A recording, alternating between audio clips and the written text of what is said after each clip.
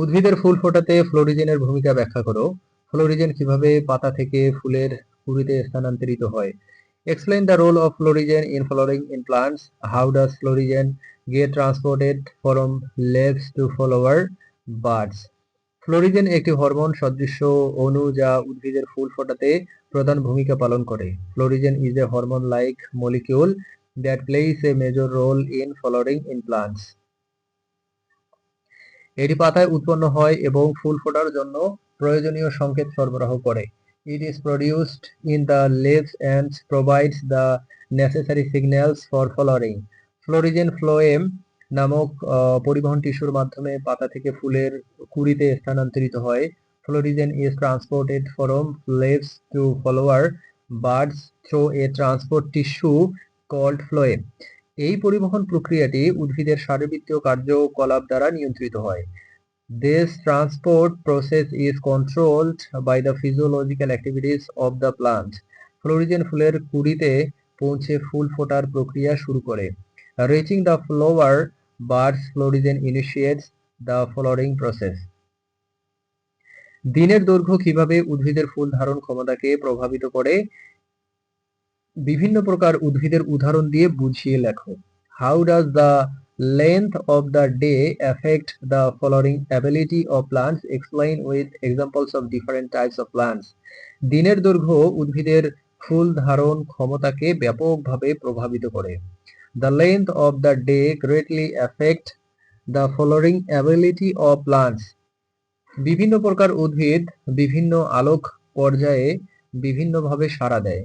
Different types of plants respond differently to different light phase.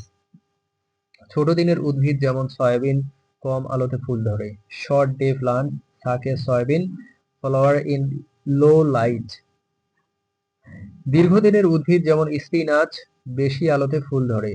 Long day plants such as spinach flower in high light.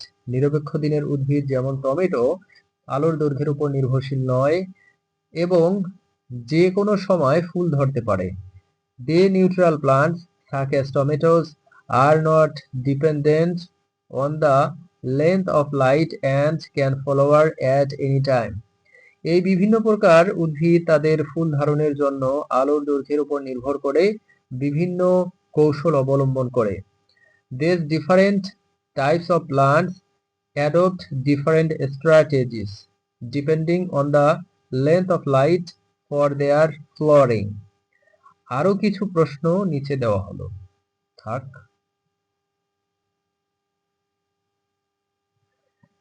কিভাবে লাল আলো এবং দূর লাল আলো উদ্ভিদের বৃদ্ধি এবং ফুল ধারণ প্রক্রিয়াকে প্রভাবিত করে? How do red light and far red light affect plant growth and flowering process? লাল আলো এবং দূর লাল আলো উদ্ভিদের বৃদ্ধি এবং ফুল ধারণ প্রক্রিয়াকে ফাইটোক্রোম নামক এক প্রকার আলো সংবেদী রঞ্জক পদার্থের মাধ্যমে প্রভাবিত করে। Red light and far red light affect plant growth and flowering process through a light sensitive pigment called phytochrome. লাল আলো 660 ন্যানোমিটার ফাইটোক্রোমকে পিআর থেকে এফপিআর এ রূপান্তরিত করে যা উদ্ভিদের বৃদ্ধিকে উৎসাহিত করে এবং ফুল ধারণে সাহায্য করে। Red light converts phytochrome from PR to FPR which promotes plants growth and helps in flowering. অপরদিকে দূর লাল আলো 730 ন্যানোমিটার ফাইটোক্রোমকে এফপিআর থেকে পিআর এ রূপান্তরিত করে যা লাল আলোর প্রভাবকে বিপরীত করে এবং ফুল ধারণে বাধা দেয়।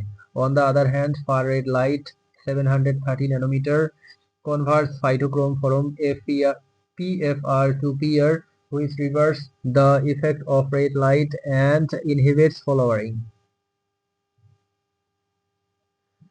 দিনের আলোতে লাল আলোর পরিমাণ বেশি থাকায় এফপিআর বৃদ্ধি পায় যা উদ্ভিদের বৃদ্ধি এবং ফুল ধারণের জন্য অনুকূল। During the day, the amount of red light of higher which increases PFR making it favorable for plant growth and flowering.